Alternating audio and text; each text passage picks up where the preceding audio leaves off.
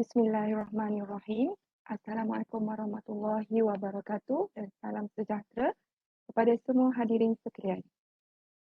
Hadirin yang dimuliakan, webinar akan bermula sebentar lagi. Bagi melancarkan perjalanan webinar ini, saya bagi pihak AJK ingin memohon kerjasama tuan-tuan dan puan-puan serta hadirin sekalian untuk mutekan mikrofon tuan-puan sekalian. Tuan-tuan dan puan-puan juga diminta untuk mengikuti webinar ini sehingga ke akhir. Tetapi bagi yang mengalami kekangan untuk mengikutinya sehingga akhir, pihak AJK ada menyediakan recorded webinar. Hadirin diminta untuk email kepada pihak AJK di alamat email yang akan diattachkan di ruangan chat. Ini adalah kerana website CIBE masih dalam peringkat pembinaan. Setelah selesai semua proses pembinaan, semua data berkenaan aktiviti CIBE akan dipaparkan di website tersebut termasuk semua rakaman webinar yang telah dianjurkan oleh CIBE, insya-Allah.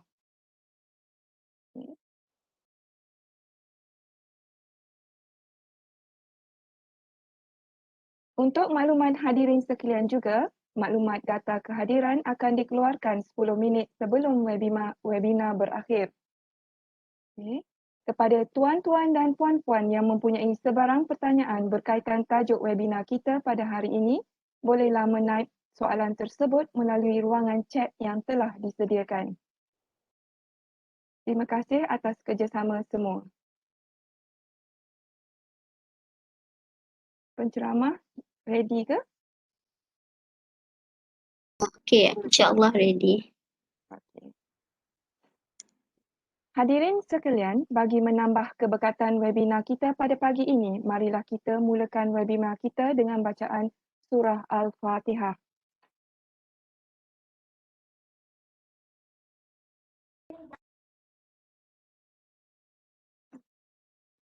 Amin, amin ya Rabbil Alamin. Bunga mawar cantik tersemat di petik gadis di tepi titi. Doa dibaca memohon rahmat, moga webinar kita diberkati. Hadirin yang dimuliakan, sebelum tirai webinar dibuka dan bermula, suka saya membaca biodata penceramah kita pada hari ini. Nama diberi Puan Sharifah Fadliawati binti Said Abdullah. Beliau kini merupakan seorang pensyarah di bawah Akademik Pengajian Islam dan Kontemporari atau dikenali sebagai ASIS di UiTM Shah Alam. Setakat hari ini, beliau mempunyai 2 kelulusan daripada 2 universiti yang berbeza, di mana ijazah sarjana muda diperolehi daripada Universiti Melaya berkaitan syariah dan undang-undang, ijazah sarjana atau Master of Science in Built Environment diperolehi daripada Universiti Islam Antarabangsa, di mana tesis master beliau adalah bertajuk Assessment on the Implementation of Islamic Principles by Gated Communities in Shah Alam, Selangor. Last but not least, beliau sekarang sedang menyambung pengajian di peringkat PhD dalam bidang Tamadun Islam Alam Bina di UiTM Shah Alam. Daripada data yang telah beliau kongsikan, dapat saya simpulkan bahawa beliau adalah seorang yang arif dan berpengetahuan luas dalam prinsip Islam dan syariah. Beliau juga telah terlibat dan sedang terlibat dengan geran-geran yang berkisarkan Kitab Al-Jidar, Maqasid Syariah, Etika Perundangan Islam dalam Kerajaan dan Muamalah dalam Alam Bina. Okey, tanpa membuang mangsa lagi, majlis dengan segala hormatnya mempersilakan Puan Sharifah Fadliawati binti Said Abdullah untuk menyampaikan ceramah beliau yang bertajuk Alam Bina Islam menurut perspektif Kitab Al-Jidal. Majlis dengan sukacitanya mempersilakan.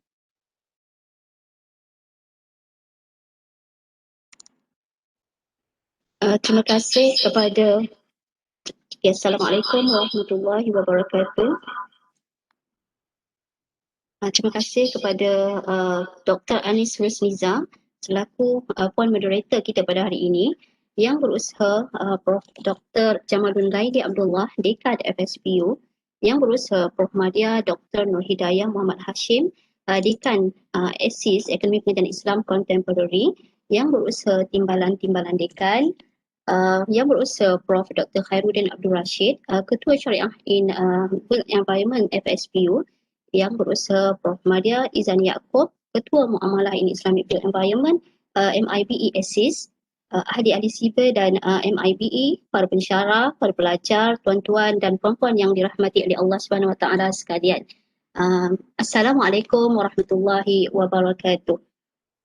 Pertamanya saya nak mengucapkan ribuan terima kasih kepada pihak SIBA atas penganjuran program ini dan kerana memberi peluang kepada saya untuk berkongsi pada pagi ini. Di samping itu, saya juga nak mengucapkan setinggi tahniah kepada pihak SIBA kerana merintis jalan ataupun inisiatif untuk mengadakan program yang saya kira program ini sangat bagus dalam kita nak memartabatkan syariah. Okey, setakat ni boleh dengar kot suara saya, insya-Allah. Kalau tak clear tu, okey, terima kasih. Okey, seperti mana yang dimaklumkan oleh Puan Moderator tadi, insya-Allah pada pagi ini saya akan berkongsi mengenai topik prinsip alam bina Islam menurut perspektif kitab Al-Jidar.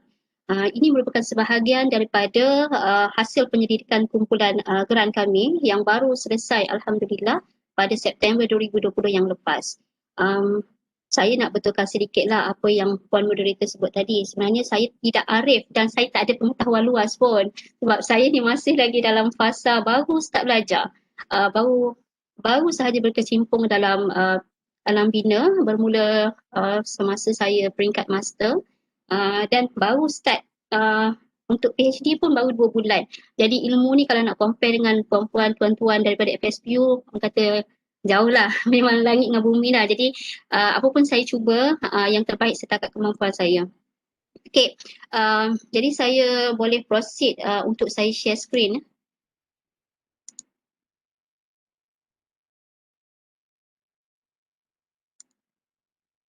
Minta maaf sebab saya tak familiar sangat dengan Webex ni. Boleh keluar ya? Okey, dia nampak. Okey. Tajuk yang saya bentangkan ni adalah prinsip alam bina Islam menurut perspektif kitab Al-Jidar. Sebelum tu saya bawa di sini untuk kita sama-sama lihat, ini adalah sebahagian dari, ini adalah konten pembentangan saya. Saya akan mulakan dengan pendahuluan, kemudian saya akan memberikan sedikit pengenalan mengenai kitab Al-Jidar. Seterusnya kita cuba lihat sama-sama, saya kata lebih pada perkongsian dari segi prinsip dan juga manifestasi syariah dalam penghakiman kes alam bina yang dibincangkan dalam kitab Al-Jidar. Next, kita akan melihat bagaimanakah, sejauh manakah kitab Al-Jidar ini memberikan pengaruh terhadap peraturan bandar tradisional Spain dan Portugal, dan saya akan akhiri pembentangan saya dengan kesimpulan. First kali saya akan bawa pendahuluan. Okey. Kenapa sebenarnya saya berhasrat untuk berkongsi pada hari ini mengenai kitab Al-Jidar ini. Secara spesifiknya adalah mengenai fik-fik dalam alam bina, sebab saya melihat daripada pembacaan saya, daripada kajian-kajian dan juga literatur yang terdahulu, saya dapati bidang ini agak terhad khususnya di Malaysia. Dan dari segi kepakaran ataupun orang-orang yang boleh saya rujuk dalam bidang alam bina ni juga saya dapati agak terbatas. Ada tetapi dia tidak seramai bidang alam bina konvensional. Jadi kat sini saya melihat bila kita membandingkan dengan bidang-bidang yang lain, sebagai contoh bidang perbankan Islam, dalam bidang fik-fik muasarah, fik-fik semasa yang lain, diorang dah mendahului ataupun diorang dah teroka. Sorry, ya. Saya. Boleh besarkan skrin tak? Oh, boleh besarkan skrin, minta maaf ya. Okey. Nampak tak? Okey, saya minta maaf. Saya memang first time sebenarnya untuk guna benda ni. Biasa Google Meet. Okey, dah nampak clear ya? Boleh? Okey. Saya boleh teruskan? Nampak tak? Boleh saya dapat feedback? Okey. Sebab kita lihat bahawa bidang alam bina ni dia agak terbatas, tidak banyak yang buat. Jadi saya nampak di sini ada satu jurang yang kita boleh isi. Dan satu lagi, kenapa saya melihat bahawa fiqh ini perlu untuk kita ketengahkan, sebab kita dalam kehidupan kita, kita Islam ni adalah satu agama yang holistik. Jadi dia perlu merangkumi semua aspek kehidupan kita, termasuklah dalam bab alam bina. Dia merupakan sebahagian daripada peraturan yang Allah turunkan dan dia berkembang dalam konteks fiqh. Seterusnya, saya tengok banyak isu-isu dalam bina dan banyak alternatif yang dilakukan oleh pelbagai pihak untuk mengatasi isu-isu dalam alam bina, tetapi masih lagi ada yang tak jumpa penyelesaian. So kita melihat why not kita guna pendekatan Islam, sebab fiqh ini telah dibincangkan lebih awal daripada alam bina konvensional. Cuma benda ni semakin dilupakan dan dipinggirkan. Jadi untuk melihat bagaimana signifikan ataupun relevannya alam bina ini, bagaimana relevannya syariah ini dengan alam bina. Saya suka untuk memetik kata-kata daripada Ibn Khaldun. Ini kata-kata yang ada dalam buku Muqaddimah Ibn Khaldun, Law of Muhammad, the restraint rules them. Maknanya dia punya dorongan itu datang dari dalam mereka, dari dalam jiwa mereka, bukan kerana paksaan ataupun arahan daripada pihak luar. So dalam Islam ini kita didorong oleh neraca dosa dan pahala, kan. Bila kita buat benda yang baik, kita akan dapat pahala. Bila kita buat benda yang tidak baik, kita akan ada ancaman dosa.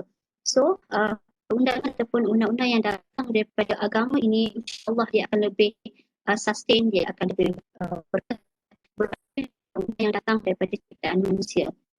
Secara ringkasnya kita boleh kata maksudnya orang beriman tidak kira siapa dia, termasuklah orang-orang yang involved dalam bidang alam bina ini, sama ada dia sebagai policy maker, sebagai planner, ataupun kita sebagai pensyarah, dan juga kita sebagai student yang berada dalam bidang alam bina, kita insyaAllah bila kita ada pengetahuan, kita akan ada kesedaran dan dia akan menggerakkan kepada satu tindakan. Kita cuba buat sesuatu tindakan dalam yang selari dengan tuntutan. Itu dari segi saya. Kalau saya laju, mohon maklumkan sebab saya cinta juga. Yang seterusnya saya bawa kepada pengenalan kitab Al-Jidah. Kitab ni, ini saya snap gambar dia. Kitab ni dalam bahasa Arab. Kitab Al-Jidah. Saya pun sebenarnya taklah pandai sangat bahasa Arab, dah lama tinggal, tapi slow-slow lah belajar. Kita patah balik. Jadi kitab ni tebal, dalam saya rasa hampir 300 halaman kalau tak silap saya, dekat-dekat 300 halaman. Kitab Al-Jidah yang asal ini, dia ada soft copy. Yang saya ada ni adalah yang soft copy yang kita print dalam bahasa Arab. Setakat ini untuk kitab Al-Jidah ni dia tidak ada translation dalam bahasa Inggeris. Dan insya-Allah kalau Allah rezekikan, saya bersama dengan tim kita insya-Allah lah kita cuba ikhtiarkan untuk translate kepada bahasa Melayu dan juga bahasa Inggeris, insya-Allah. Okey. Kitab Al-Jidah yang asal ni dia ditulis oleh Isa bin Dinar dalam kitab ini ditulis lebih kurang 200 tahun selepas kewafatan Rasulullah sallallahu alaihi wasallam. Maknanya lebih kurang pada zaman pemerintahan kerajaan Bani Umayyah. Tapi kitab yang asal yang first ni oleh Isa bin Dinar ni dia tak dapat kesan.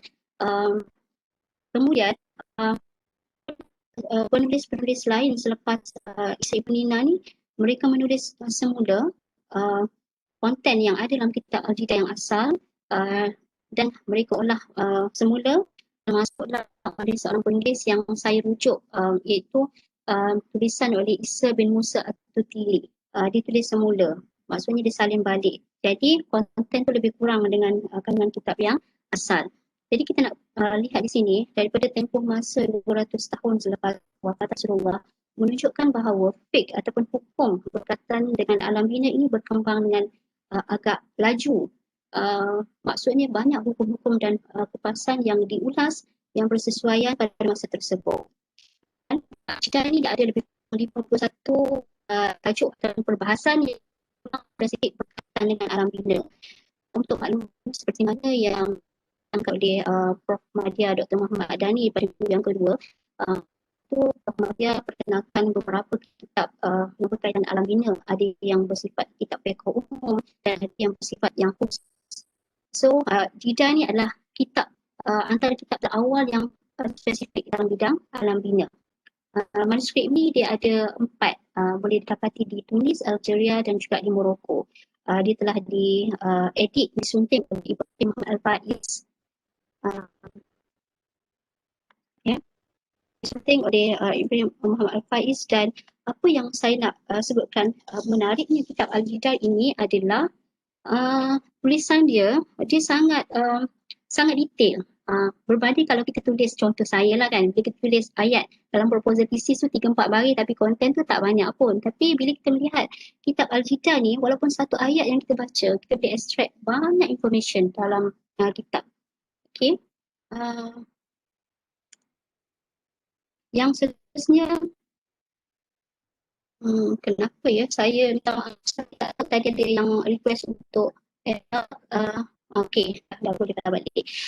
Apa yang menarik dalam kitab Al-Jidal ini, dia judgement bahawa pandangan dalam bentuk penghakiman kes. Sebenarnya apa kes yang dirujuk. Dan satu lagi, perbahasan yang dibawa dalam kitab Al-Jidal ini, dia membawa dalam bentuk pelbagai pandangan.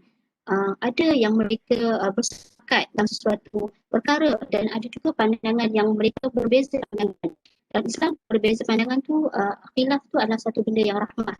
Sebab kita kena melihat antara nama-nama qadi ataupun pihak-pihak yang dirujuk, yang disebut dalam kitab Al-Jidal ini, sebagai contoh, ada nama Zahmun, Asbagh, Mutarraf, Ibnu Abdus, Ibnu Qasim, Ibnu Wahab, itu antaranya. Mereka adalah ulama daripada mazhab Maliki. Okey, itu pengenalan kitab Al-Jidal. Okey, harap tak laju sangat Naya. Okey. Yang seterusnya, ini sebenarnya konten perbincangan kita yang paling utama lah. Saya akan kongsikan mengenai prinsip alam bina Islam daripada kitab Al-Jidal. Sebenarnya saya rasa ada banyak konten, tapi saya extract 5 yang saya rasa quite related dengan contemporary. 5 prinsip ni. Yang first adalah prinsip la darar ataupun prevention of harm. Yang kedua adalah mengiktiraf dan menghormati hak orang lain. Yang ketiga, dari segi tanggungjawab sosial.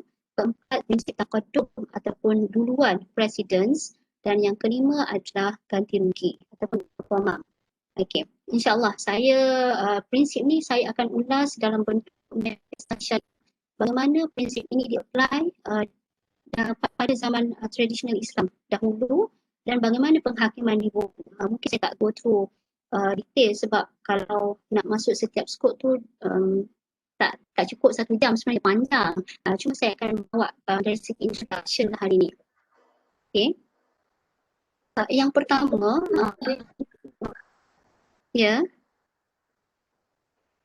okay. Yang pertama, prinsip la darar ataupun prevention of harm. Okay. Prevention of harm ini dia merupakan satu prinsip yang paling utama, yang paling banyak berkaitan dengan alam bina. Okay. Bila kita melihat prinsip prevention of harm ini menghilangkan kemudaratan dalam alam bina, kita bertanggungjawab untuk menghilangkan sebarang bentuk kemudaratan yang timbul. Saya ulas dahulu bagaimana asal ataupun bagaimana kalau Quran kita panggil asbabun nuzul, bagaimana boleh lahir dia. Ada boleh saya dengar suara. Maaf. Oh, okey. Boleh. Dia saya minta maaf, mungkin boleh mute kot yang audience sebab saya dengar double suara, saya lantun balik suara saya. Okey, terima kasih. Okay, bagaimana prinsip la darar ini? Dia sebenarnya asalnya daripada hadis berkaitan dengan Samurah bin Jundub. Samurah ni cerita dia pada zaman Rasulullah Sallallahu Alaihi Wasallam, dia ada kebun-kebun kurma. Kemudian dalam masa yang sama dia ada satu derek kebun kurma yang tumbuh dalam tanah seorang Ansar. Jadi dalam Islam, Islam mengiktiraf hak seseorang, hak pemilikan pokok sekalipun pokok itu tumbuh dalam tanah orang lain. Dia tidak dinafikan hak dia.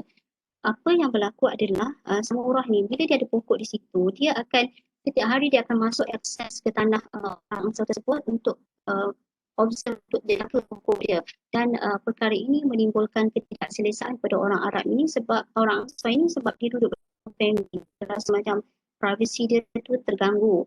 Kemudian dia offer kepada Samurah untuk dia beli pokok tersebut, tapi Samurah menolak. Dan perkara ini diadukan kepada Rasulullah Sallallahu Alaihi Wasallam. Rasulullah bagi nasihat kepada Samurah. Dia kata bagi tahu, saya sebut matan lah, saya tak sebut detail hadis tu. Matan dia, Rasulullah advice kepada Samurah supaya hadiahkan pokok yang ada dalam kebun orang Ansar itu kepada beliau, dan Allah jadikan ganjaran dalam syurga. Tapi Samurah dia tak nak juga, dia berkeras, dia nak ke hak dia nak pokok dia dalam kebun tu. So daripada situlah maknanya Nabi menunjukkan macam dia ni degil lah, tindakan dia tu mendatangkan kesusahan kepada orang lain. Itulah akhirnya hadis la wala darar. Kemudian kalau kita buat dari segi definisi hadis ini, definisi darar dan dirar. Darar ini bermaksud ini satu pandangan, darar ini sebarang tindakan yang kita lakukan yang boleh mendatangkan kemudaratan kepada pihak lain. Yang kedua, dirar ini pula adalah tindakan kita mufa'alah, kita balas dia, orang buat kita balas balik. Kalau orang yang baik, orang buat jahat, kita balas kejahatan. Okay. Satu definisi lain pula disebutkan yang pernah saya baca, darar adalah satu perbuatan yang kita buat kepada orang lain yang mendatangkan mudarat ataupun bahaya kepada satu pihak, tetapi dia tidak mendatangkan keuntungan kepada kita. Contoh, kita tinggikan rumah kita, kita nampak privasi jiran. Kita tak untung apa, tapi dia mudarat. Kalau dirar pula termasuk kita melakukan suatu perbuatan yang boleh mendatangkan bahaya kepada orang lain, tetapi dalam masa yang sama dia mendatangkan manfaat kepada kita. Macam contoh, kita ubah suai rumah kita daripada rumah kediaman kita buat sebagai kedai makan. Kita untunglah sebab orang datang, kita dapat niaga. Tapi dalam masa yang sama jiran-jiran tu mendapat kemudaratan, orang duduk parking, dari segi bau dan sebagainya. Maka dalam Islam melihat sama ada darar ataupun dirar, dua-dua ini adalah perbuatan yang dilarang dan wajib dihilangkan dalam Islam. Okay. Next, bagaimana prinsip syariah mengenai darar ini dimanifestasikan dalam Al-Jidah. Yang pertama, saya akan sebut mengenai darar dalam bentuk fizikal. Darar dalam bentuk fizikal sebagai contoh, kata kita ada tanah, kemudian kita memberikan kebenaran kepada satu pihak untuk dia bina rumah atas tanah kita sebagai contoh. Kemudian bila kita nak bagi kebenaran, tiba-tiba kita rasa macam tak puas hati ke, jealous ke, rumah dia lebih besar daripada kita dan sebagainya. So kita arahkan kepada dia, kita kata okay stop, saya tak nak bagi kebenaran pada awak. Ataupun kita kata okay, benda dah siap, dia kata macam tolong runtuhkan balik kediaman awak ni. Padahal asalnya kita bagi kebenaran. So ini adalah satu perbuatan yang dilarang sebab asal kita bagi pada dia. Kerana benda ni bila dia runtuhkan, bila dia stop construction tu, dia akan efek dari segi kos dia, masa dia, tenaga dia, dia dah spend allocate untuk tu. Yang kedua, saya nak bagi mengenai fizikal ini dalam konteks kediaman bertingkat. Macam kalau kita hari ini high rise. Kalau di mereka memang kebiasaannya mereka adalah rumah bertingkat. So, bagaimana kita nakkan bagaimana dalam konteks kita ni prinsip ini terpakai di mana ada larangan. Okay, ada larangan pada pihak di tingkat atas sekiranya dia nak buat renovation ataupun repair, mungkin dinding kerosak dan sebagainya, maka dia perlu gunakan bahan binaan yang sama seperti asal. Kalau gunakan bahan yang berbeza, berkemungkinan besar material tu mungkin lebih berat, mungkin lebih tak dapat ditampung di rumah tingkat bawah. So itu antara Kemudian dari segi kita nak buat renovation kediaman juga perlu dipastikan bahawa kediaman kerja-kerja construction ataupun renovation tu dia tidak mendatangkan mudarat dari segi menghalang hak udara ataupun pencahayaan pada jiran.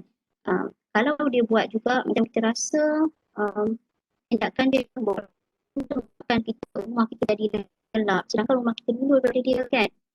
So ada hak untuk dibantah. Okey. Kita tengok dalam konteks semasa berkaitan dengan lorong fizikal yang premis ni kita boleh kaitkan dengan construction lah. Dari segi construction perlu dipastikan sebarang pembinaan yang dilakukan mesti mengikut spesifikasi yang ditetapkan. Dia bukan sekadar berkait dengan apa orang kata moral ataupun kepatuhan kita kepada perundangan semasa, tetapi lebih besar daripada itu bila seseorang itu merasai ataupun dia menghayati zuk syariah dan fiqh dalam kehidupan dia, dia tahu dia buat sesuatu yang tidak mengikut spesifikasi ataupun garis panduan, ini adalah berkait dengan dan bagaimana pula dengan rezeki yang masuk kan. Ini kita kurangkan dari segi bahan construction, kita reduce sebab nak untung lebih, sedangkan benda tu kita tahu akan ada efek kepada orang lain, maka benda ni adalah lebih besar bahaya dan kemudaratan kepada orang lain, dosa pun sebab benda ni berkait dengan dosa pahala. Jadi benda tu yang sebenarnya yang kalau boleh kita letak dalam diri kita buat bukan sekadar kita takut SPR semua tak, tapi benda tu adalah benda yang lahir daripada dalam diri kita. Okey, yang seterusnya adalah darar yang disebabkan oleh pokok. Contoh kan, sebagai contoh kita tanam pokok kita dalam tanah kita, tapi pokok tu tumbang ke tanah jiran ataupun dahan dia ataupun ranting dia melepasi kediaman jiran. So, tindakan ini juga dikira sebagai sebahagian daripada darar. Sebab apa? Bila ditumbang dalam kediaman jiran, mungkin boleh merosakkan kediaman mereka ataupun bila ranting tu lemah di tempat mereka, setiap hari dia orang kena sapu. So penat kan nak sapu rumah, sapu dalam rumah lagi, sapu halaman setiap hari. Jadi dalam hal ini tak jijam dibincang berkenaan dengan darar disebabkan oleh pokok. Sama ada boleh ditebang ataupun boleh ditebang ataupun boleh dibuang ranting itu sahaja. Ada dilepas. Berkenaan dengan satu lagi, pokok ni dia bahaya dia bila akar dia masuk kepada premis jiran, dia boleh merosakkan struktur bawah. So benda-benda gini disebutkan ada pokok yang sains sama ada kita tebang ataupun kita pangkas. Okey. Nak ceritanya betapa detailnya kitab Jidah ni dia bincang berkenaan bayang. Saya tak terfikir ke saya lah. Rasa macam saya terfikir pembayang pun nak bayang ni juga dia boleh menjadi sebahagian orang juga. Sebagai contoh kalau bayang tadi dia menghalang pencahayaan, katakan jiran kita tu dia menanam tanaman dan tanaman tu tak dapat pencahayaan yang cukup, so tanaman tu dia tak membesar dengan baik. Mbak kata satu istilah Indonesia dia disebut kutilang, tumbuhan tu dia membesar dengan kurus, tinggi dan langsing. Jadi dia tak cukup zat. So dalam kitab Jidah. Kalau kita relate dengan konteks hari ini, pokok ni yang pertama kita kena pastikan sebagai contoh pokok yang kita tanam dalam kediaman kita, kena make sure lah dia tak melepas keadaan jiran. Okay, kalau boleh, kalau ambil action kena kita pangkas kan. Yang kedua, dari segi pokok-pokok yang ditanam di tepi jalan, itu mungkin kita kata pihak berkuasa lah kena melihat sama ada pokok ni terlalu tua, terlalu besar sehingga boleh block view, kena ambil tindakan apa orang kata macam pangkas pokok tersebut. Satu lagi, kita tengok pada hari ini pokok-pokok ni kadang-kadang dia pokok segera yang mana pokok tu dia tidak ada akar tunjang. Dia tidak ada akar tunjang, jadi bila ditanam dia punya ketahanan tu tak kuat. Itu yang bila ribut sikit terus jatuh. Benda ini pun saya rasa perlu dievaluasi sebab dia boleh mendatangkan bahaya kepada orang yang lalu lalang. Okey, itu dari segi fizikal. Kemudian disebut dalam kitab Al-Jidar ini ada orang mengenai perigi. Okey, mungkin tuan-tuan dan puan-puan kata perigi tak begitu relevan dengan konteks hari ini. Tapi kat rumah saya kat kampung masih lagi ada perigi, alhamdulillah. Cuma dalam masyarakat bandar mungkin perigi dah tak ada. Okey, tapi kita taklah melihat secara literal, okey, perigi tak applicable, tapi kita mengambil prinsip dalam kitab ini. Contoh, law fizikal yang disebabkan oleh perigi, katakan jiran ni dia ada perigi, kemudian yang lagi satu ni dia nak gali perigi dia sendiri. Sekiranya dikhawatiri, contohnya dalam musim kemarau, sekiranya dikhawatiri perigi yang jiran nak bawa gali itu boleh mengurangkan air daripada perigi yang asal, maka kita orang yang awal buat perigi ni kita ada hak untuk memudahkan pihak yang kedua. Sebab apa? Sebab dia boleh mengurangkan perigi dan dia boleh mengurangkan air dalam perigi tersebut. Sebab hak pemilik yang asal ni dia boleh simpan, dia boleh simpan air dalam perigi dia supaya dia boleh guna untuk kegunaan domestik. Kalau kita kata perigi ni saya nak bawa kat sini adalah lebih kepada bagaimana dalam syariah ini menentukan bahawa setiap orang mempunyai hak untuk menggunakan dan mendapatkan air yang bersih. Jadi kalau kita tengok sebarang tindakan yang boleh menjejaskan sumber air ataupun memberikan pencemaran kepada sumber air, maka hukumnya memang haram dan dilarang dalam Islam. Tak kisah, kadang-kadang kita nampak air daripada industri. Sebenarnya daripada tindakan kita yang domestik pun, kalau kita guna deterjen ataupun penggunaan sabun yang berlebihan, boleh indikasi juga. Jadi apatah lagi kalau air punca pencemaran itu datang daripada industri yang dibuat ke dalam air sungai, sebab indikasi dia lebih besar, skala dia lebih besar. Kalau dekat Meru semalam semalam pun tak ada air. Jadi bila tak ada air ni kita rasa sangat susah. Lately ni boleh kata dalam sebulan 2-3 kali tak ada air. Pencemaran. Jadi benda-benda macam ni sepatutnya ada kesedaran, ada rasa. Kalau kata Islam, memang benda ni kita faham apa tindakan yang dibuat ini boleh dikira sebagai dosa.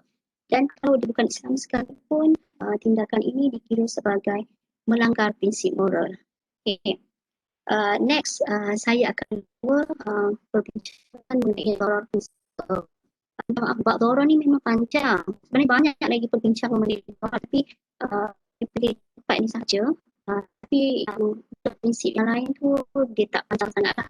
Sebab saya rasa yang paling besar untuk dibincangkan adalah darar, dan prinsip lain pun at the end dia akan ada correlation dengan prinsip dorong juga. Okay, dorong fizikal berkaitan dengan yang berkaitan dengan jalan ataupun akses. Dalam Islam ini, pertamanya saya sedang perempuan saya sama juga konteks kita. Dalam Islam ni dia mengiktiraf dua kategori jalan. Jalan awam. Okay, yang pertama adalah jalan awam ataupun dikenali sebagai tarik al-muslimin. Walaupun nama tarik muslimin, siapa-siapa boleh lalu. Cuma definisi jalan awam ini dari segi hak pemilikan, dari segi penggunaan dia lebih luas, boleh diakses oleh sesiapa sahaja. Okay. Yang kedua adalah tarik panggil jalan persendirian. Dikenali juga tarik ghairun nafi ataupun akan kisahlah daripada konteks kita semasa hari ini, jalan mati yang dalam perumahan tertentu. Okey. Bila kita nak kaitkan antara darar fizikal yang berkaitan dengan ini, yang pertama kita lihat dari segi keluasan jalan. Keluasan jalan maknanya jalan itu perlu dibina sesuai dengan mode transportation yang digunakan pada waktu tersebut. Kalau hadis Nabi SAW, Nabi sebut sekiranya berlaku peninggahan atau bangkit mengenai jalan, maka ditetapkan sebanyak 7 cubits. Tapi jangan kita ambil literally 70 feet. Itu pada waktu tersebut sebab mode transportation pada waktu itu adalah unta kan. Dan kena tengok maksudnya bila kita menggunakan unta tu termasuk dengan loading dia, dengan passenger dia, jalan tu boleh lepas ataupun tidak. So kena dipastikan bahawa perluasan jalan itu mesti bersesuaian dengan penggunaan. Kalau kata hari ini apa kenderaan yang paling besar, seeloknya jalan tu boleh dilepasi. Okey. Dari segi jalan ni juga kita menyentuh bahawa tidak boleh ada sebarang halangan yang boleh membahayakan ataupun menyempitkan jalan. Banyaklah kalau dalam kitab ni disebut macam tradisional Arab ni biasanya so dia akan bina sambat ni satu projection yang dibuat di atas bangunan atas jalan, di atas jalan yang disambungkan ke rumah dia ataupun halangan-halangan lain dalam bentuk di tepi jalan. Gerai, kalau gerai itu menghalang laluan, menyempitkan jalan, dari segi hukum berdosa. Dan ada setengah pandangan mazhab mengatakan peniaga kalau dia nak berniaga di tepi jalan, dia kena memohon kebenaran daripada pemerintah. Maksudnya macam praktis hari ini lah kan, MBSA. Kalau MBSA tidak membenarkan, maka haramlah untuk dia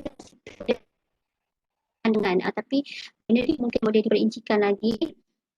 Cuma kita nak sebutkan kat sini bahawa apa sahaja Islam letakkan, apa sahaja walaupun kita kata saya nak berniaga, saya nak cari rezeki tentang musim COVID ni susah kan, tapi sebenarnya tindakan kita itu mendatangkan kemudaratan kepada orang lain lebih besar mudarat berbanding keuntungan kita, maka kita kena ambil masalah ammah itu lebih utama. Dalam Islam, ada tradisional Islam, benda-benda yang macam kita lalu dia sebahagian dia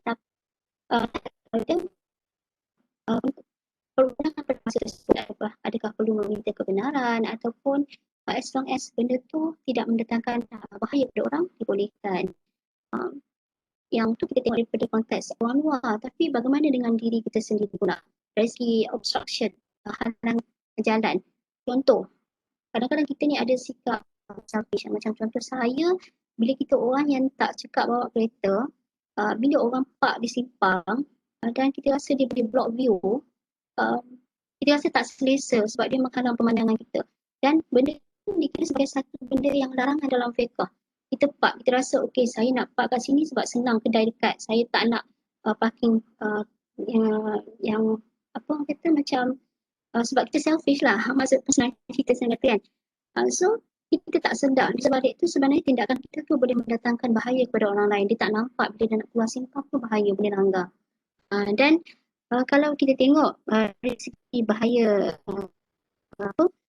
halangan ni, macam lubang-lubang jalan yang tidak diperbaiki, bila orang jatuh kat situ, especially kalau motor, memang bahaya. Ataupun kita buang sampah yang menyumbatkan saliran dan berlakunya banjir kilat, akhirnya jalan tu tak boleh diakses dengan baik.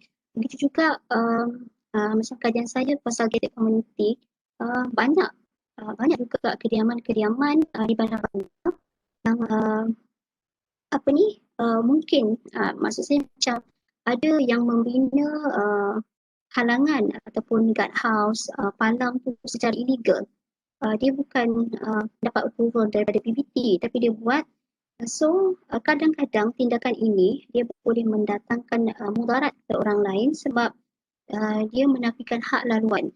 Sebagai contoh, sepatutnya akses tu lebih dekat tapi disebabkan dia letak barrier semakin jauh, jadi menyusahkan. Satu lagi, bila berlaku kes-kes kecemasan, ambulans ke, bomba ke, tak boleh nak akses masuk.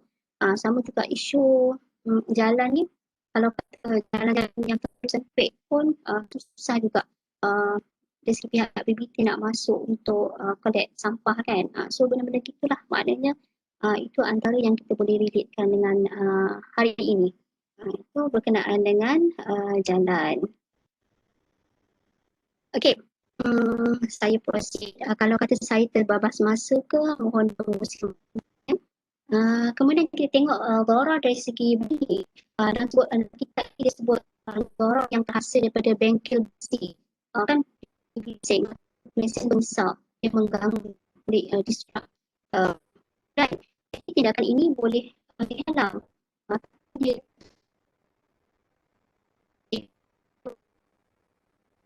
mana yang lebih utama, lebih besar, kita, kita memilih mudarat yang kecil berbanding mudarat yang besar. Itu ada perbezaan. Seterusnya adalah doror yang berhasil kerana bau ataupun pencemaran udara. Dalam kitab ni disebut contohnya daripada bilik mandi, bilik lawak,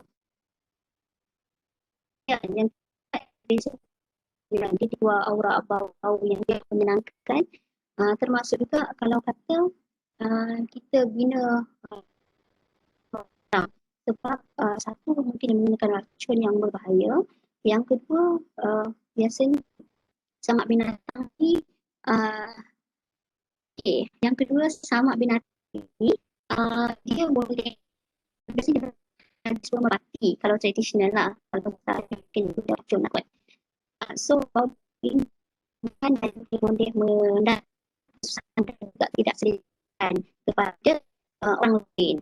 Dan bila nak cerita bab bau ni, ada hadis kan Nabi larang yang makan bawang kan, tak boleh pergi masjid. Maksudnya bau tu taklah bau daripada rumah, itu pun Nabi larang. Apatah lagi kalau bau-bau yang lebih teruk.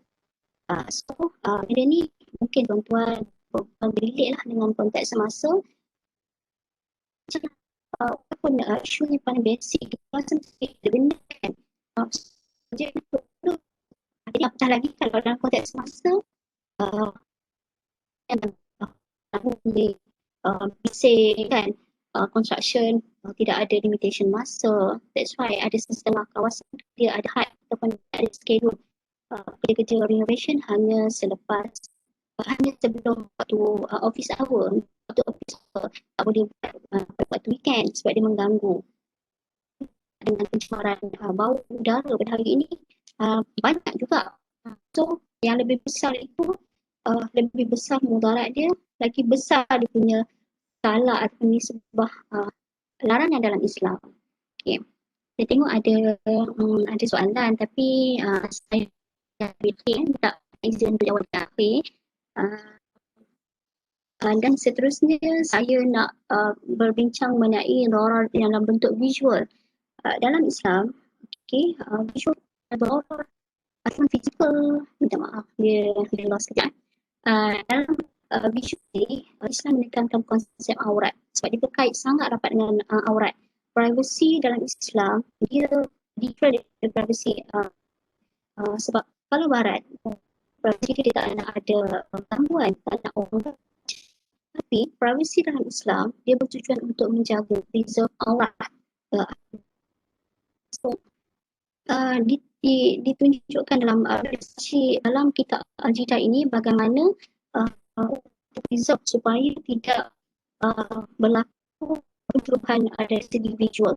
Sebagai contoh, dari segi penetapan lokasi pintu, kebiasaan Arab ni, rumah yang mereka tidak akan direct facing kepada rumah jiran. Itu pintu jiran. Tapi benda ni saya lihat dari segi kita hari ini, kita straight.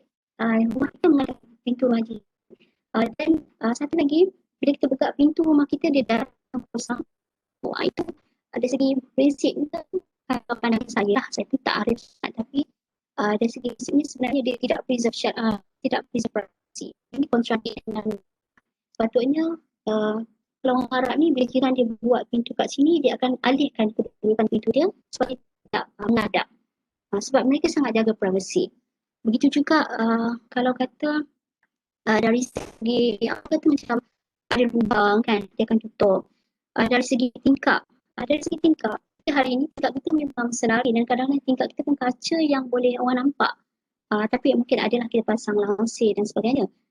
Cuma dari segi orang Arab, bagaimana dia nak menjaga privasi ini, dia buat tingkap. Dia ada satu metod pada zaman dia. Mungkin hari ini kita boleh, kita tak ada kaedah kita lain. Tapi metod orang Arab tradisional ini, bila dia buat tingkap, dia pastikan bukaan tingkap itu tidak boleh ceroboh privasi jiran. So apa kaedah dia? Dia akan letak bangku, dia akan berdiri atas bangku ataupun katil, sarir disebut dalam kitab ini. Dia akan tengok dia berdiri atas bangku ataupun katil, nampak tak dalam rumah jiran. Kalau nampak maksudnya dia tinggikan lagi. Macam tu. So nampak dia punya penjagaan tu.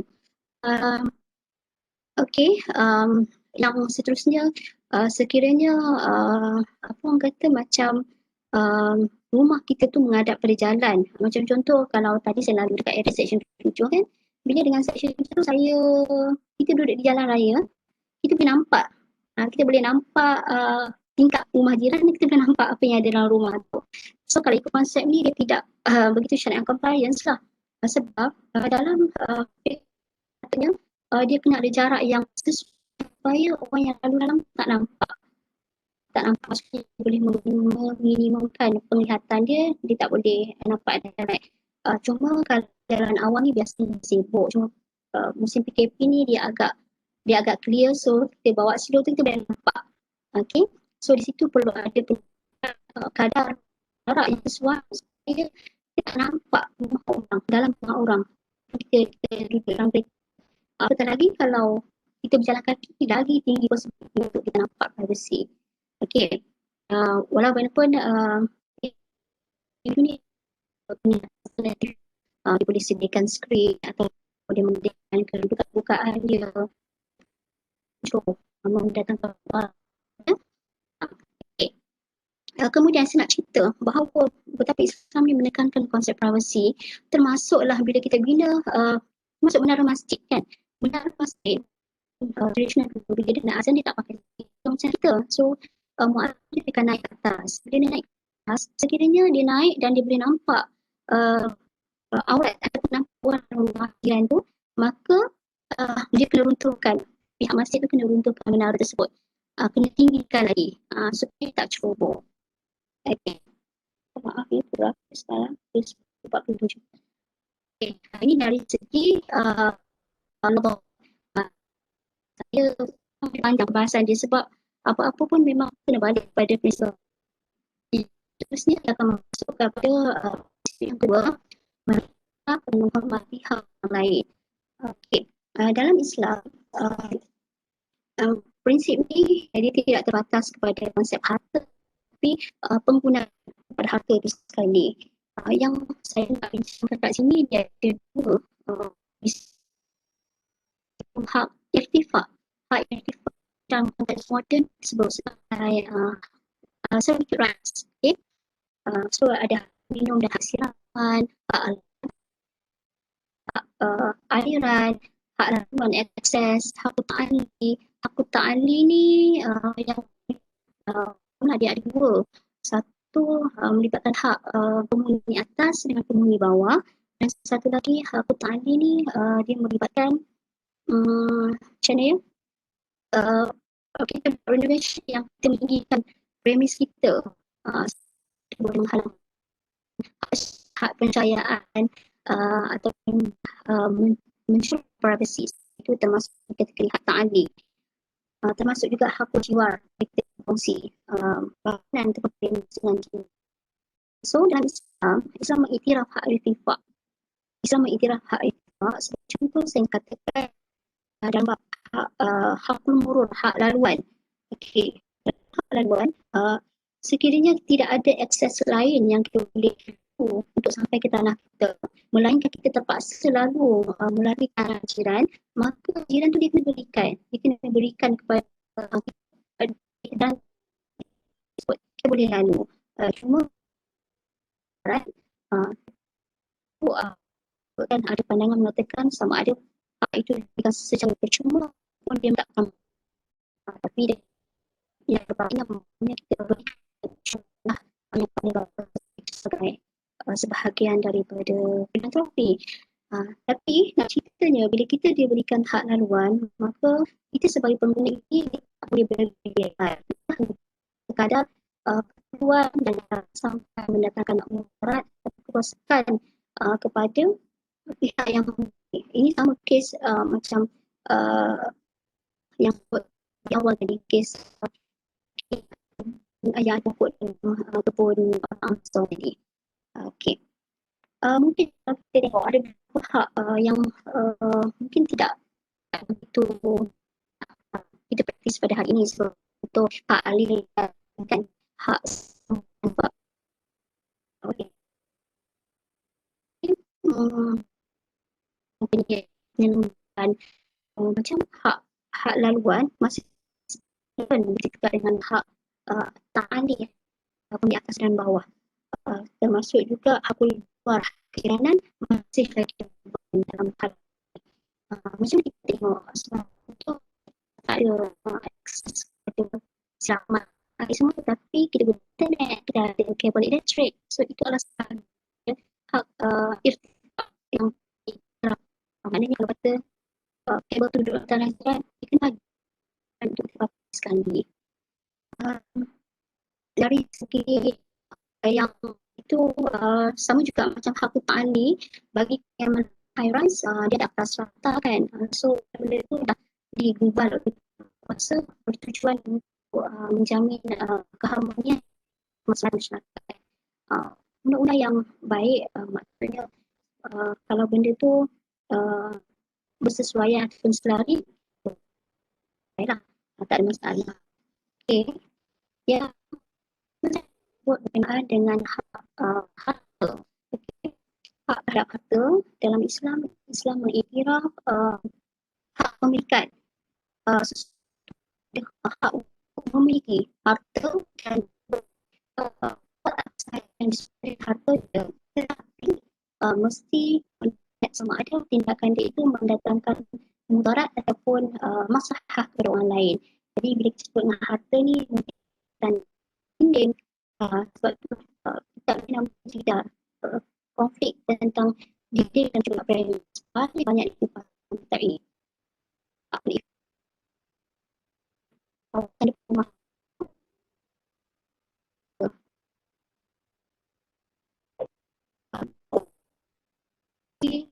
dan untuk lepak-lepak lah, okay, untuk lepak-lepak juga dari segi ataupun dekat depan, termasuk juga dari kebebasan membuat juga ada hak untuk renovasi rumah. Yang kembali kepada prinsip betul. Hal ini biasanya tanpa pihak berkuasa dan juga setelah association tu dia ada rules and regulation renovate. Yang seterusnya adalah untuk syuf'ah. Syuf'ah ni maksudnya contoh tanah atau rumah yang kita tempati ini jual. So dalam Islam tidak ada tradisi dalam Islam bila nak jual dia kena tanya jiran yang terdekat dahulu. Kalau dia nak beli sebab tu mungkin dia dapat jiran yang baru, jiran tu tak serasi dengan dia, jadi mudarat bagi dia pula, so dia dahulu. Okay. Kemudian saya masuk kepada jawab soalan kita sikit lah ya. Kan dari segi kebersihan, dia dan penyelenggaraan premis ataupun fasiliti dan juga penyelenggaraan topik. Pada hal sampah sebagai contoh, kalau dia tingkat sampah di tingkat bawah, siapa kena? Sampah tingkat kita perlu tak bertanggung untuk urusan sampah yang dibuang oleh penghuni di atas. Ini nak kisah kunci terbang kan? Ini berkait dengan tanggungjawab. Tak macam jadi yang pertama sekali adalah bangunan yang terbiar tadi, dia yang selesaikan sampah. Tapi satu lagi pandang oleh Sahnun, sekiranya owner jauh, jadi jiran-jiran yang terdekat ni perlu mengambil peranan kena bantu untuk kelihakan sebab normal kita mungkin orang yang terdekat yang buat sampah. Okay, sama juga dengan saluran sisa air yang ada kegiatan bertanggungjawab untuk kelihakan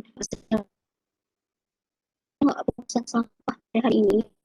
Kita kata konteks semasa PBT dah uruskan suntikan ni bagi sampah yang sampah bukan botol yang sebagainya, yang tu kita kena uruskan sendiri.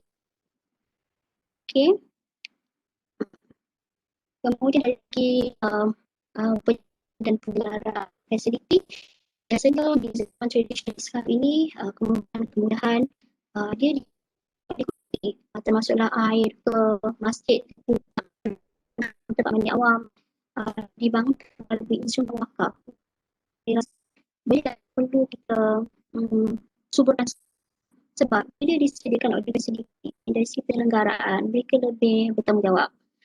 Dan dari segi kos, sekiranya berlaku kerosakan, kebiasaannya dikongsi sama antara pihak yang tidak manfaat, ataupun dia lihat kepada nisbah pembeli. Jadi dia nak tentukan berapa kena bayar. Kalau dia kurang, dia kena bayar educate. Satu lagi, kos ini kebiasaan memiliki kepada saiz rumah. Saiz rumah ni dia jadi indikator kepada orang kaya dan juga orang miskin. Biasanya orang kaya rumah dia lebih besar, saiz dia berbanding dengan orang miskin. So yang kena cerita lebih. Contohnya kalau kita dalam area apakah tu rosak, kadang tu tidak dia ada nisbah tertentu. Okay. Satu lagi, kalau kita tengok dalam kitab Jidah ni, dia menyentuh mengenai filantropi, mengenai kontrak Ariah. Kontrak Ariah ni memberikan kebenaran kepada pihak lain untuk memakmurkan menghibahkan tanah kita dengan cara dibuat bangunan ke ataupun tanaman secara gratis, percuma. Okey. Kemudian saya dah ulas sebenarnya untuk yang mana apa yang kata prinsip taqaddum ini di tiap mazhab Maliki bila berlaku isu-isu konflik antara pokok merosakkan bangunan dan sebagainya, dia melihat mana yang wujud dahulu. Okay, mana yang wujud dahulu. Itu yang apa orang kata beri keutamaan kepada yang wujud dahulu. Sama ada ke pemilik jerami dan sebagainya. Saya pada prinsip yang kelima, itu prinsip al-dhamam ataupun ganti rugi. Kalau kita tengok dalam salah satu ada sentuh rugi. Dalam kita bila berbincang tentang ganti rugi dari segi kerosakan, kemudian dia pun kan, sebut, minta maaf saya kena lagi sebab dah pukul 10. Contoh kalau kerosakan, maka pihak yang tak bahaya atau ini mereka berhak untuk ganti rugi, ataupun dia juga berhak untuk membantah sampai itu dia bangunan di atas tanah orang lain tanpa izin. Okey, kemudian kalau dia tak puas hati dia membantah, maka pemilik tanah ni dia berhak untuk ambil bangunan, dia bayar bayaran memadai untuk menampung kos meruntuhkan. Sebab bila dia ambil bangunan tadi, dia juga ada hak untuk runtuhkan sebab orang tu ambil tanpa permission. Tapi kalau dalam situasi sebagai contoh, kalau katalah pada peringkat awal dia benarkan tapi lepas tu dia bantah, sedangkan orang tu dah siap buat rumah dia ataupun tanaman tu pun dah boleh dituai, pemilik tanaman ini dia hak untuk menuntut bayaran daripada tuan tanah tadi sebab dia dah allocate masa dia, kos dia dan sebagainya. Dalam konteks kalau kata bangunan ataupun tanaman yang dibina dan diusahakan oleh penyewa, dia dengan kebenaran, kemudian orang tu kata kena stop kan, tu tadi dia kena bayar nilai kos bangunan tadi atau kos dia tanam tadi kepada orang yang mengusahakan tanah tadi. Macam Abdul Mawad ni memang banyaklah dibincang dalam yang umum. Maksudnya menghidupkan tanah yang mati. Okey, dari segi pemasa, inilah kita ada kan. Kalau kincir angin ni kita boleh reject dengan industri lah kot. Dia boleh dibantah sekalipun telah lama masa berlalu. Maknanya kalau jiran tu tak berpuas hati, kejiranan tu tak puas hati, walaupun dah 10 tahun dah beroperasi, masih boleh dibantah. Dari segi renovation rumah, mungkin tindakan renovation tu membuatkan tempatan saluran paip. Menurut pandangan Ibnu Al-Qasim, 6 hingga 7 tahun. Tapi kalau Azbar, dia kata tak ada tempoh masa. Bila-bila sahaja boleh untuk kita membantah. Itu yang saya kata dia ada perbezaan pandangan sebab dia melihat qadi pada waktu tradisional Islam ini bila dia memutuskan pandangan sendiri. Cuma walaupun tak ada tempoh masa, pihak yang rasa nak membuat bantahan tu dia kena bersumpah lah bahawa selama ni saya diam tu bukan macam diam orang nak kahwin kan, as-sukut alamatul ridha, tak. Dia diam tetapi sebenarnya dia tidak bersetuju. Okey, kalau kita meninggikan bangunan hingga cuba privasi antara 4 hingga 5 tahun tempoh bantahan. Juga kalau kita buat tingkap ataupun saluran air, kalau kata sebelum ni kita bagi sebab kita bagi kebenaran kerana dasar kasih sayang kita, kemudian tak boleh buat bantahan. Ada satu pandangan lah. Kemudian dari segi aliran air, okey, aliran air daripada bumbung jiran, dia tak boleh lebih daripada tempoh 10 tahun. Okey, sikit ya saya nak masuk bagaimana pengaruh kita Al-Jidah ni terhadap peraturan bandar tradisional Spain dan Portugal. Mungkin saya tak dapat nak bincang detail, cuma saya boleh share ada 2 buku. Okey, ada 2 buku, antara konten perbincangan dia memang hampir sama dengan apa yang dibincangkan dalam kitab Al-Jidah. Maknanya bila dia kerajaan Kristian dia menakluk balik negara tersebut, dia masih lagi menemui pakai yang dilihat relevan. Nah, ceritanya sebab Islam itu universal. Ada 2 buku. Yang pertama, Building Regulations oleh Sandra, itu dalam bab ke-4 serasa 17, dan yang seterusnya adalah buku oleh Basim Selim Hakim. Okey. Yang ni dia bincang secara detail bagaimana pengaruh alam bina Islam kita Al-Jidah ini kepada Las Said Partidas. Okay. Yang kedua di Portugal, yang tadi yang Spain, dia bincang antaranya contohnya Mutasib, apa peranan Mutasib, apa rules dia dalam nak control building regulations. Perbincangan dia pun konteks yang sama, walls, doors, windows, overhangs in the public streets. Itu antara yang itulah. Okay, next saya pergi kepada last lah ya, kepada kesimpulan saya nak katakan di sini bahawa saya harap sebenarnya saya tahu banyak kelemahan dan kekurangan sebab saya pun baru je bergiat dalam bidang perangan dan ilmu tu tak meluas lagi, tetapi intention saya pada hari ini mudah-mudahan benda ni sampailah kepada pendengar. Apa yang saya nak cuba sampaikan bahawa kita faham bila kita tahu bahawa faith ini adalah satu benda yang penting yang kita boleh integrate dalam alam bina. Dan kita kena faham, kita menyedari bahawa pengurusan alam bina dan alam sekitar ini sebenarnya dia bukan rules pemerintah semata-mata, tetapi dia lebih daripada itu, lebih besar daripada itu. Dia merupakan tanggungjawab keagamaan, religious responsibility yang setiap orang kena buat. Tak kira dia siapa, dia planner, dia policy maker, kita sebagai komuniti, kita ada tanggungjawab masing-masing. Dan benda ni menjadi sebagai pengukur iman seseorang, indikator iman. Orang yang beriman, dia tak akan mendatangkan mudarat pada orang, dia tak akan bagi bau busuk pada orang dan sebagainya. Kemudian kita tengok prinsip paling asas dalam setiap tindakan pembangunan ini, dia tak boleh lari. At the end, dia kena kembali kepada prinsip darurah. Okay. Next, kita tengok bahawa disebabkan berlakunya shift of responsibility, kalau dulu zaman tradisional Islam, boleh katakan keseluruhan dari segi fasiliti, penyelenggaraan, semua disediakan oleh komuniti. Okay, pihak berkuasa, muhtasib, dia cuma mengawal, dia kontrol. Tapi bila berlaku shift of responsibility daripada Islam kepada Western, kepada Barat, mereka mengubah sistem tersebut. Yang ini detail perbincangan mengenai shift of responsibility ini boleh rujuk kepada penulisan Jamil Akbar. Jadi benda ni menyebabkan ada ignorance dalam komuniti. Mereka dah tak rasa bahawa mereka bertanggungjawab. Dia tak involve secara direct. Jadi benda ni mungkin kita boleh kembalikan semula supaya dia selari dengan kehendak agama dan juga hari ni local agenda 21 kan.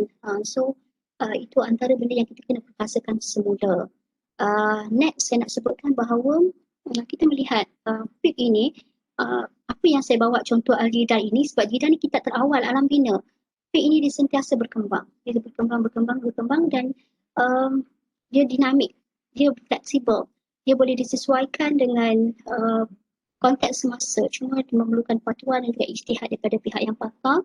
Maknanya dalam isu-isu contemporary mungkin tuan-tuan dan puan-puan boleh bincang ataupun boleh buat kajian yang lebih detail lagi sebab saya, to be honest, saya memang tidak direct involved dengan praktikal. Jadi saya banyak ilmu di situ. Tapi puan-puan boleh integrasikan, lihat balik dari segi fiqh itu bagaimana kita mengambil prinsip asas itu untuk kita sesuaikan dengan hari ini dan mungkin boleh dikeluarkan.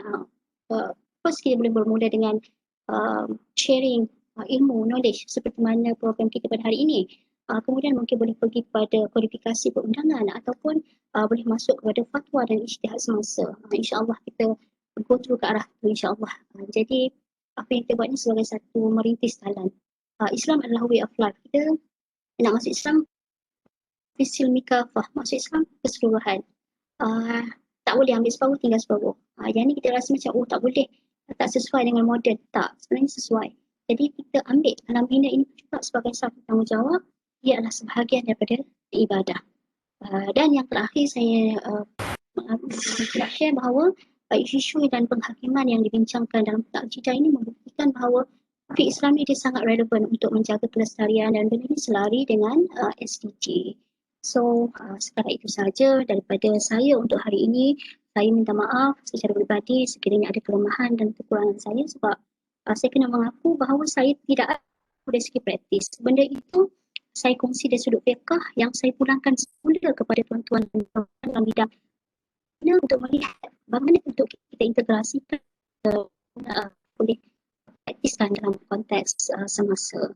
Jadi sekali itu sahaja. Wabillahi taufiq wal hidayah. Assalamualaikum warahmatullahi wabarakatuh dan saya pulangkan kepada saudari moderator. Terima kasih kepada Puan Sharifah Fadliwati. Satu perkongsian yang sangat bermanfaat pada kami di Alam Bina. So sekarang kita teruskan dengan sesi soal jawab. Tuan-tuan dan puan-puan yang bolehlah menaik soalan untuk penceramah melalui ruangan chat yang telah disediakan. Sebelum tu saya akan bacakan soalan yang telah dipostkan. Assalamualaikum warahmatullahi wabarakatuh daripada Muhammad Salahuddin Syahrudin. Jiran saya kalau masak ada bau, darah juga ke Ustazah? Okey, kalau kita masak dan jiran kita bau kan, saya rasa dari segi saya rasa hadis tu ada kan berkenaan dengan adab-adab jiran. Apa ni? Sebab macam contoh kan yang saya pernah baca lah, maksudnya bila kita bila kita masak tu maksudnya kena berpada-pada lah sebab jiran tu tak ada hak kalau dia terganggu dengan bau-bau masakan kita sehingga dia rasa tak selesa. Yang terbaik tu sepatutnya bila kita masak tu Tuhan bagilah kat jiran. Macam contoh saya, Alhamdulillah jiran kiri kanan saya ni dia baik. Dua-dua pandai masak. Cuma saya kat tengah ni yang tak berapa pandai. Jadi bila dia nak masak apa-apa dia akan bagi kepada kita sebagai nak test makanan. Maksudnya kat sini, okey, itu sajalah kan. Tapi saya nak ceritakan kat sini, maksudnya dari segi bau masakan pun jiran ada hak dari segi fik. Dia boleh mengadu kalau dia rasa terganggu. That's why kalau dari segi Islam pun bila kita masak apa-apa, kena kalau boleh bagilah sikit pada jiran. Macam tu. Okey, menjawab ke? Bagi saya menjawab. Alhamdulillah. Okey, seterusnya daripada Sabri Yusof. Adakah larangan dalam kitab Al-Jidal disamakan dengan konsep neighborhood principles and nuisance dalam talk? Ya, dia ada similarities. Dia ada similarities dengan thought sebab Thought pun dia bincang mengenai trespass kan. Saya ambil dulu masa degree tapi banyak benda yang dah lupa. Tapi secara basicnya memang ada kaitan antara prinsip-prinsip alam bina dalam Islam dan juga thought. Sebab tu kita tengok macam tadi, sebab saya tak sempat nak ulas detail, dalam dua buku ni pun ada bincang maknanya pengaruh jidal juga disesuaikan dengan uruf. Maknanya ada benda-benda yang mengikut pada uruf semasa, begitu juga dengan undang-undang thought pada hari ini. Dia ada kaitan yang sangat dekat lah dengan prinsip Islam dalam kitab Al-Jidal. Cuma bila saya sebut satu nilai tambah, maknanya bila kita faham, kita tahu benda ni kita buat satu atas dasar perundangan semasa, satu lagi kita buat kerana kita faham benda ini adalah hukum. Jadi kalau kita tengok dalam hadis 40 pun, yang pertama disebut innamal a'malu binniyat. Kita buat bila kita sertakan dengan niat, kita tak mendatangkan mudarat, bukan sebab kita tak nak disaman oleh jiran dan sebagainya semata-mata, tetapi kita rasa benda tu berkait dengan anjuran niat yang perlu diperbetulkan, maka dia dikira sebagai ibadah. Itu pandangan saya lah. Moga-moga menjawab lah kot.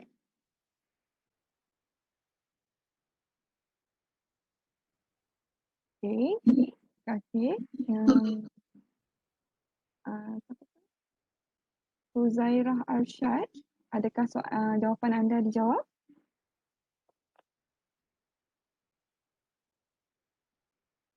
Okey, ada soalan lagi. Itu daripada Sabri Yusof maafkan saya. Okey. Sabri Yusof harap menjawab. And then soalan daripada Huzairah Arsyad daripada UiTM Perak. Dalam kitab Al-Jidal, ada tak dinyatakan ciri-ciri terbaik seorang pengurus dalam alam bina? Contoh seperti pengurus projek atau pengurus harta.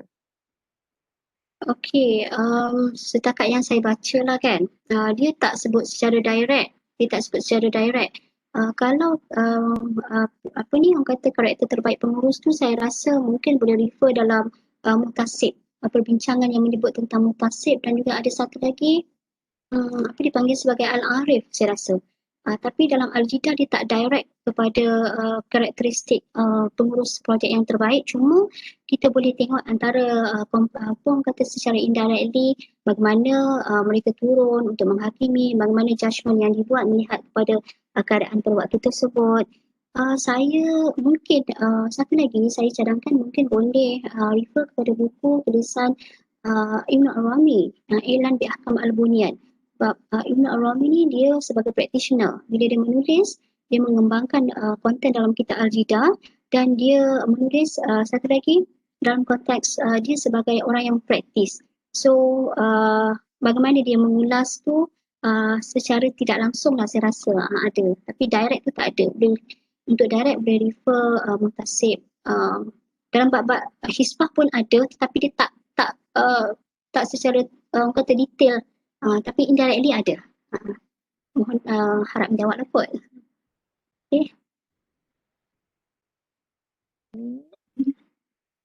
Seterusnya, Dr. Ruzita Ahmad bagi tahu, Assalamualaikum Ustazah, bagaimana kita nak bertegur sapa dengan jiran sedangkan jiran tidak ada respon langsung kepada kita walaupun kita sama-sama berada di laman rumah masing-masing. Hanya sebelah pihak saja yang bertegur sapa, sedangkan jiran tidak bersikap demikian terhadap kita. Apa pendapat Ustazah? Okey, ini hak dari segi moral lah kot ya. Hak dari segi moral, dari segi pandangan saya lah kan. Mudah-mudahan praktikal lah kot. Okey, saya nak mengaitkan yang pertama ada hadis. Ada hadis berkenaan dengan kejiranan ni, saya sebut dia punya konten. Disebutkan Huz al-jar qabla dar. Kita kena pilih jiran dahulu sebelum kita pilih rumah. Itu tips dalam Islam. Huz al-jar qabla dar. Kita pilih jiran dahulu. Maknanya kita survey dulu macam mana environment keadaan seseorang, keadaan kejiranan tersebut sebelum kita decide untuk beli rumah.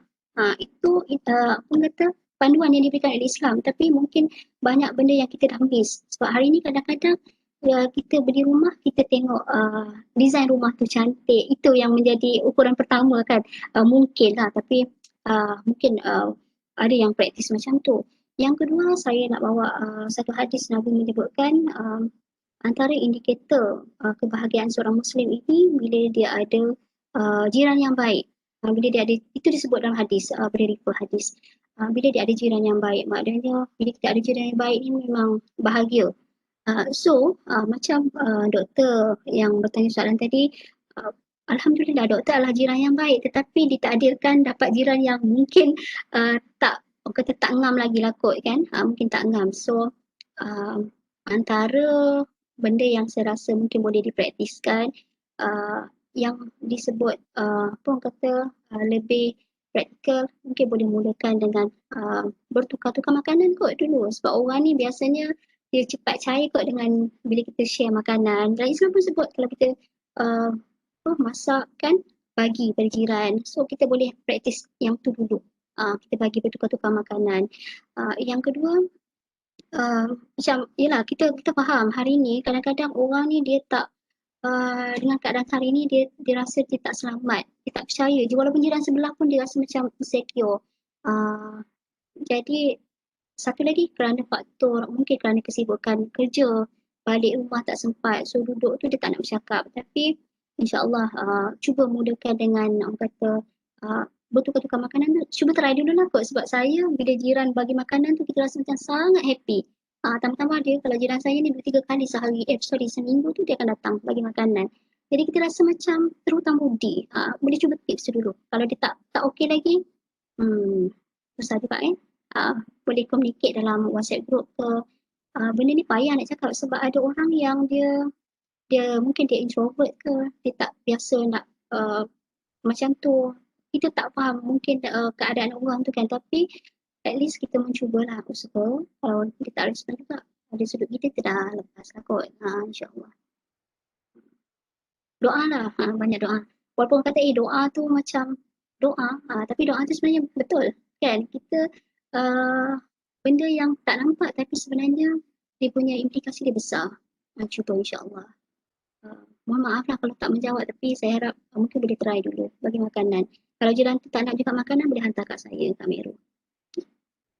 Okey. Terima kasih Puan Sharifah. Diharap Dr. Ruzita boleh aplikasikan cadangan daripada Puan Sharifah. Okey, seterusnya daripada Zafrul. Assalamualaikum warahmatullahi wabarakatuh. Terima kasih. Terbaik atas kajian dan pembentangan.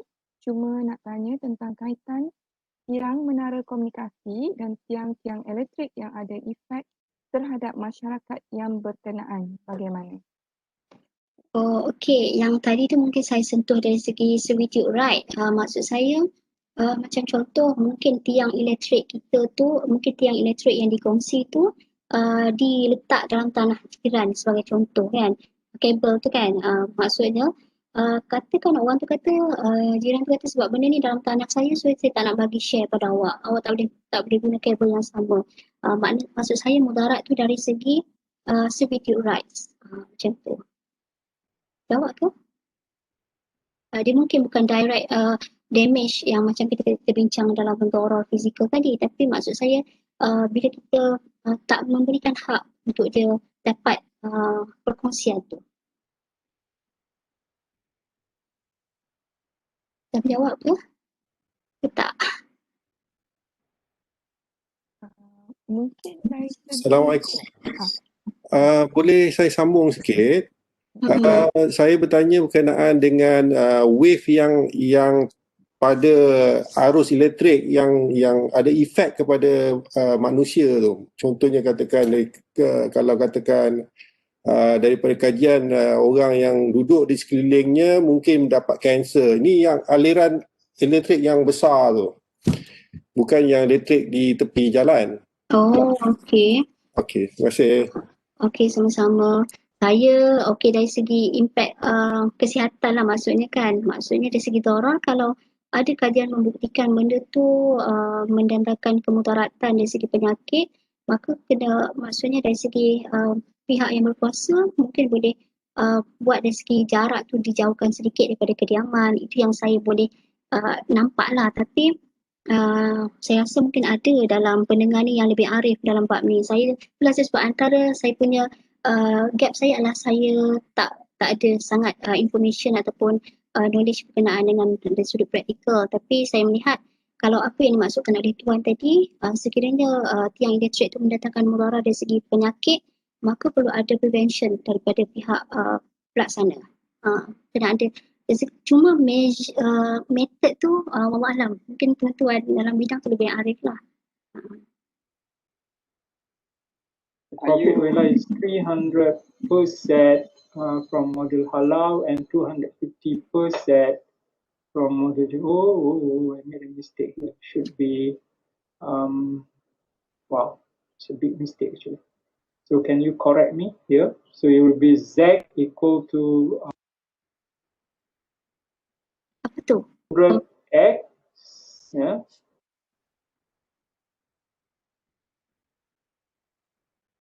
Saya tak tahu itu formula apa ya, Puan Moderator. Maafkan saya, Prof. Hadi. Itu adakah dalam pertanyaan ataupun tertekan unmute?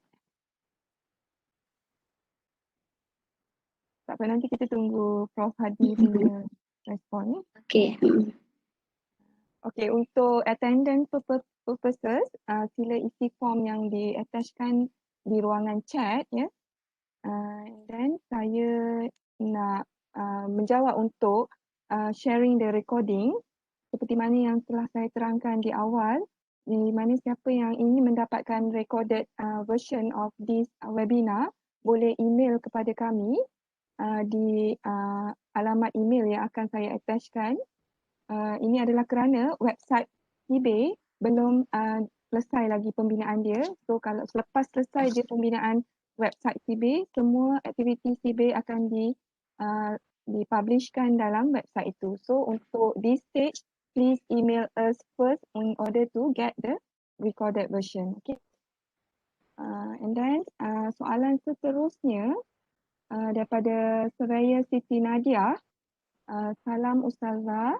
Selain Prof. Syukri Saleh daripada ISDEV USM yang banyak menulis tentang prinsip pembangunan Islam, Ustazah ada cadangan lain tak? Iaitu tajuk buku untuk di-refer. Okay. Tajuk buku. Okey. Okey. Lama saya tak bawa hari ni. Okey, sebenarnya mengenai alam bina Islam ini, di ASIS pun kita ada pakar sebenarnya. Itu supervisor saya, Profesor Madia Dr. Muhammad Dani Muhammad. Prof. Dani dia banyak menulis buku-buku berkenaan dengan alam bina dan diterbitkan bersama, antaranya, saya minta maaf saya tak bawa pula hari ni. Ada 3 publication. Boleh Google buku tulisan Profesor Madia Dr. Muhammad Dani Muhammad yang menulis mengenai alam bina Islam, diterbitkan bersama Basim Selim Hakim, Kesis, ada banyak beberapa version.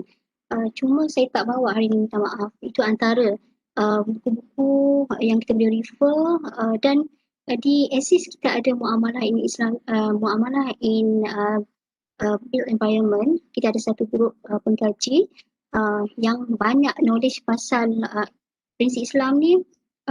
Boleh datang insya-Allah, kita boleh dapatkan consultation daripada Dr. Dani lah kot. Sebab dia lagi arif banyak. Sebab Dr. Dani dia ulas kitab-kitab daripada kitab-kitab klasik tu, sebenarnya banyak benda yang kita boleh extract. So itu antaranya lah. Kalau di luar negara boleh refer Basim Selim Hakim, antara yang contemporary juga. Kemudian ada Jamal Akbar, Saleh Al-Hatlul. Itu antara yang saya refer. Siapa Hisham Murtaba. Buku-buku ni banyak di library KAED UIA. Di UiTM saya tak sure sebab mostly saya dapat bahan-bahan ni lebih daripada KAED. Tapi untuk di ASIS boleh rujuk kepada PM Dr. Muhammad Dani lah. Boleh buat siri-siri perbincangan kalau nak. InsyaAllah. Saya pun buat PhD di bawah penyediaan beliau.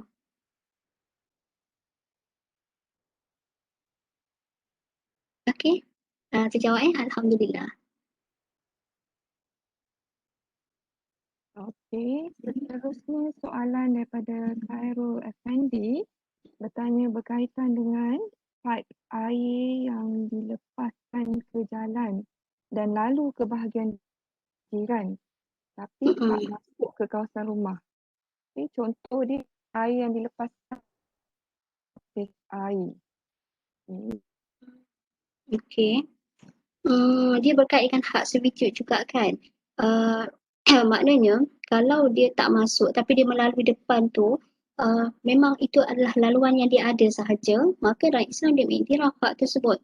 Dia boleh, jiran tu boleh lalukan, tetapi kena make sure, maksudnya dia kena pastikan tak bocor, and then aliran tu tak mendatangkan kesusahan kepada tanah jiran ataupun tak mendatangkan mudarat kepada jiran.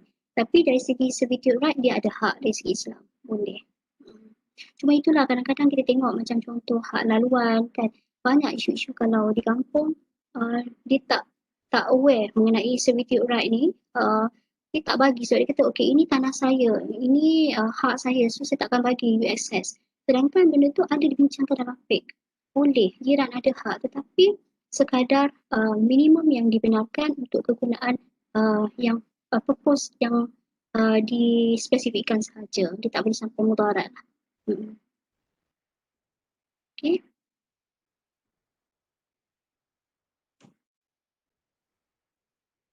Alright.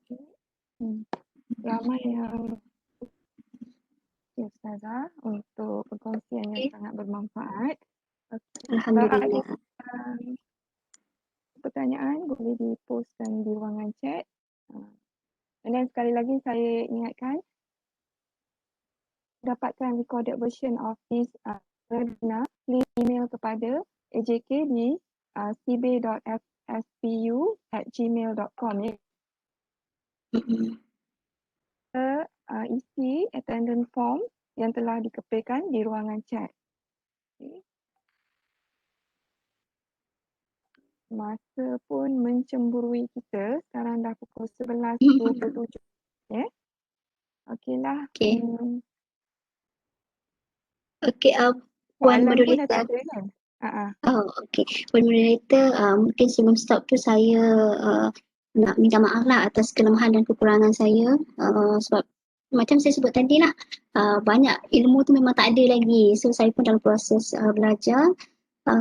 Cuma apa yang saya cuba hasratkan adalah saya kalau benda ni maksudnya satu wake up call lah, maknanya kalau boleh kita boleh buat kolaborasi antara ASIS dengan FSPU untuk kita explore lebih banyak lagi bidang-bidang berkaitan alam bina, sebab FSPU ada kepakaran dari segi praktis. Jadi itulah, dan saya nak ucapkan ribuan terima kasih sebab bagi peluang untuk saya bercakap. Actually berdebar juga sebab orang yang ada kat depan saya ni semua orang hebat-hebat. Dah ada doktor kan, saya tak ada apa-apa lagi. Jadi itulah, minta maaf lah atas kelemahan dan kekurangan. Assalamualaikum. Terima kasih banyak-banyak kepada Lewati. Yang dapat saya simpulkan di sini adalah tanggungjawab pengurusan alam bina sebagai tuntutan agama dan menjadi indikator imam kita, dan ia adalah sebagai ibadah kita semua ya. So kami daripada alam bina ni perlulah mengamalkan Islamic way of life dalam built environment, insya-Allah, untuk mendapat berkat dan rahmat daripada Allah Subhanahu Wa Taala. Okey, hadirin yang dihormati, saya di sini mewakili AJK Syariah in Built Environment ataupun CIVE merakamkan ucapan terima kasih kepada Puan Penceramah kita Sharifah Fadiliyati binti Said Abdullah atas segala ini dan baru di tengah daripada kami. Sesungguhnya Puan telah membuka mata dan minda kami yang berada dalam alam bina untuk mengaplikasi konsep alam bina secara menyeluruh. Mungkin sebelum ni kita tahu tapi kita tak diberi pendedahan. So selepas mendapat tahu tentang perkaitan alam bina Islam menurut perspektif Al-Jida, insya-Allah mungkin kita akan mengaplikasikan dari konsep Islamik. Okey? Okey, halalkan segala ilmu yang telah Puan curahkan dan kongsikan pada hari ini. Jadi ingin mengucapkan jutaan terima kasih kepada semua pihak yang terlibat secara langsung atau tidak langsung dalam menganjurkan webinar pada hari ini. Saya di sini ingin memohon maaf sekiranya dapat sebarang kesilapan sepanjang saya mengendalikan webinar ini.